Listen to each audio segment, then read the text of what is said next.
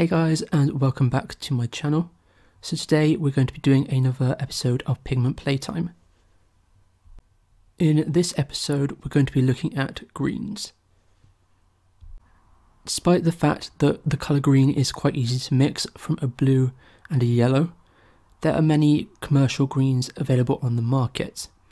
These include single pigment greens and convenience mixtures, and today's episode we're going to be looking at both.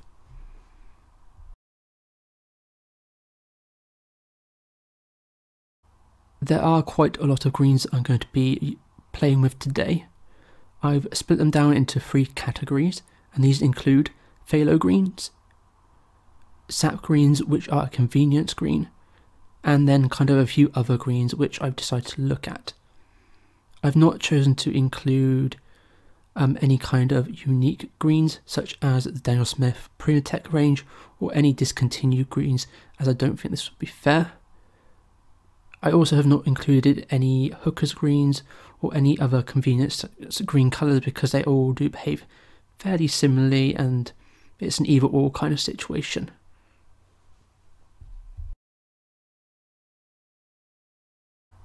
Currently I have two watercolour greens on my watercolour palette. These are a phthalo green and a perylene green, both of which are included in this episode. This is what I normally use for my greens here. And these are mixtures I made myself using a Hansa yellow and a few different blues. So the ones on the left are made using Hansa yellow, ultramarine blue and indanthrone blue. And the ones on the right are using quinacridone gold hue and indanthrone and ultramarine blue, just so you can kind of see the differences between the warm and the cool and what I normally use.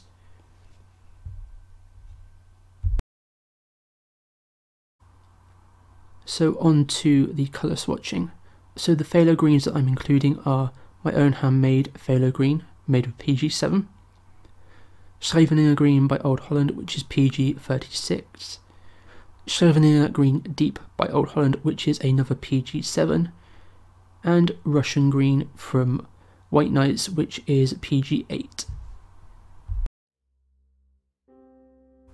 So as with any normal Pigment Playtime episode, I'm just doing some swatches of the colour and I'm going to be doing some colour mixing. So what I'm doing here is just painting out a concentrated swatch and blending it out with clear water. This allows me to see how the paint moves and flows within the water, and it will also show what it looks like in all the different tones, from really concentrated to a washed out tone. I've also done a black line to test the transparency or opacity of the colour.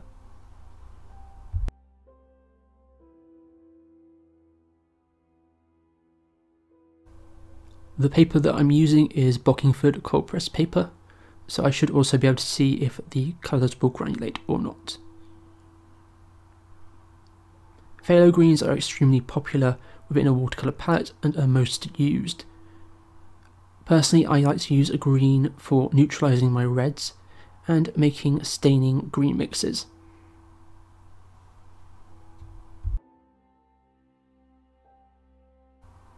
So next up are the SAP greens, and these are dual or more pigmented, and they tend to be convenience mixtures made from yellows and blues and greens. Each brand has its own recipe and version of. So brands I have here are Daniel Smith's SAP green, the newer version, so it's not made with PO49. Next we have Old Holland's SAP green extra. Then we have Schminker's SAP green, then Winsor & Newton's SAP green, and Cass Art's SAP green. So SAP greens are really made to be used straight out of the tube. However, I don't really agree with that, as I often find myself mixing with blues or yellows to get the tone of green that I want. So I don't often like SAP greens, even though I have quite a large number of them.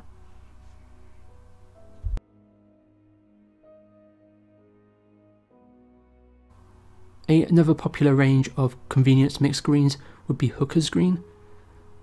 You don't have to have both on a palette if you're going to choose one, just pick one and go with it. All of these SAP greens do have some variance. They're not all the same and they're not identical in look or in pigment number either.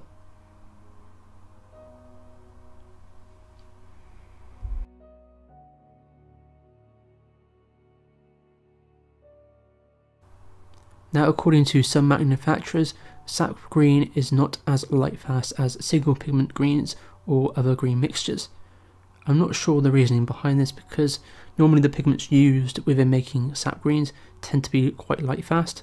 I'm not sure why mixing them makes them less so.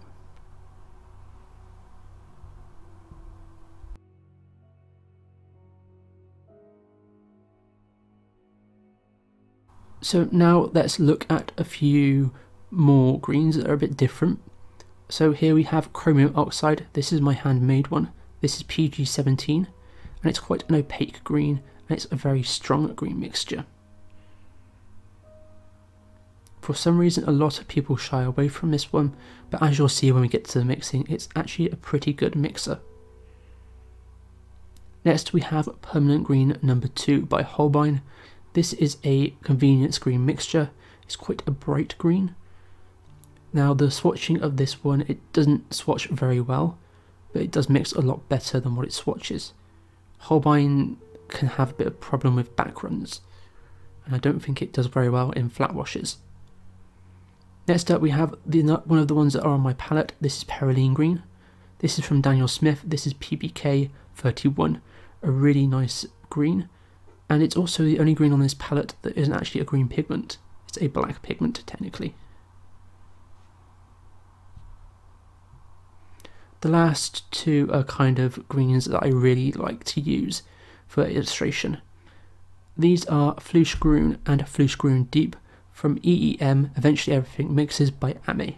These are handmade paints. They are heavily granulating, and they're a convenience mix of 2 colours. I included them because they're really fun. I do love these colours, even if I don't get to use them as often as I would like.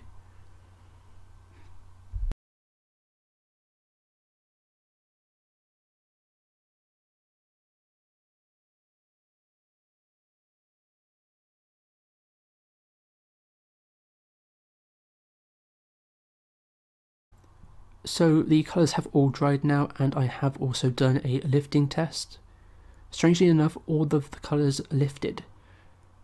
I always thought of greens as rather staining, however they all did lift. Some gave me more trouble than others.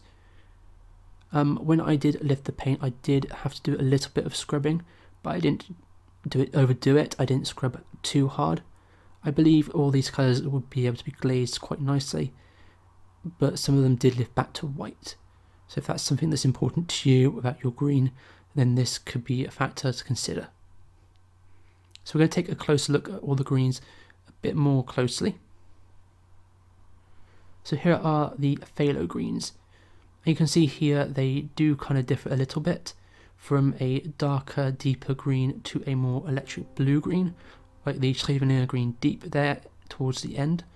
The Russian green is a really deep, dark phthalo green colour. All of them behave fairly similarly, and out of the 4 of them, the Russian green and the Handmade phthalo green were harder to lift. All of those colours were also transparent. Next up we have the SAP Greens, and these all vary quite a lot. The Old Holland SAP Green seemed to dry a bit funny. It mixes better than it swatches. The Winsor & Newton SAP Green, I would say, is my favourite one. It's bright, it's colourful, and it's just a really nice colour. I'm not a fan of Winsor & Newton in general, but I really can recommend that colour from them. And here are some of the other greens. The Chromium Oxide green is opaque, as I said. That Permanent Green number 2 is really weak looking. And going back to the SAP Greens now, I really disliked the Cassart SAP Green. It contains a pigment of PB29, which is ultramarine blue, and it causes granulation, and it doesn't do it very nicely either.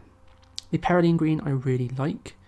It's one of the ones that didn't lift very well, but I really like it. It's a really unique colour. And the Flush Greens were of course as beautiful as ever.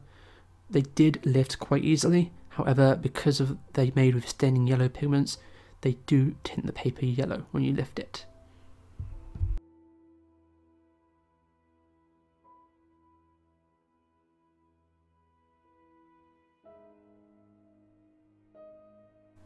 So here is the colour mixing. So it looks a bit messy, but I mixed them with 7 different colours. So we have a Hans Yellow Light PY3, a Quinacridone Gold Hue, a Ultramarine Blue PB29, an Indanthrone blue PP60, a Perylene red, a cadmium red light, and a dioxazine violet. So here's a close look of all the colours and their mixes and swatches in respective order. So the first column is the Phthalo green Handmade, next the Chromium green, then the Chromium green deep, Russian green, Chromium Oxide green, Permanent green number 2, and Flush green. You can see that the Russian green and the Handmade Phthalo green look really nice, a really good range of mixes, I really like them. And as I said, that Permanent green from Holbein looks really nice in mixes as well. And then the Flush green original creates really nice autumnal colours and really nice oranges. So looking at the bottom ones now, these SAP Greens were kind of interesting to mix with. My least favourite, as I said, to mix with was the cast art one, closely followed by the Daniel Smith green, surprisingly. I didn't find the colour mixes too bright with the Daniel Smith one. The Old Holland one definitely mixes better than its swatches, and definitely my favourite, the one that really stands out, is the Old Holland SAP Green. That is just a really nice mixing green and is amazing. I really like that one. So you can find a scan of these over on my Patreon page. I'll leave a link down below in the description bar to that, along with where you can find the colours used in this video for mixing and all of the greens as well. If you are enjoying these Pigment Playtime episodes, please leave a thumbs up and a comment down below and I will respond, and please consider subscribing to this channel if you want to see more content. So out of all these mixes, it's definitely put into question which colour green I would want on my palette going forward into the future. I still like my Chromium green from Old Holland and will probably be keeping to it until it runs out. I will then probably replace that with more Perylene green, or my own Handmade green, or the Winsor & Newton SAP green, as they are all really good colours and ones that I really liked. So thank you so much for taking the time to watch this video. I hope you really found it enjoyable. I really enjoyed doing this one and I went really in depth with it. And please consider checking out other videos on my channel. I will leave a little slot to them for the other colours in this series of Pigment Playtime. So take care everybody, and bye bye.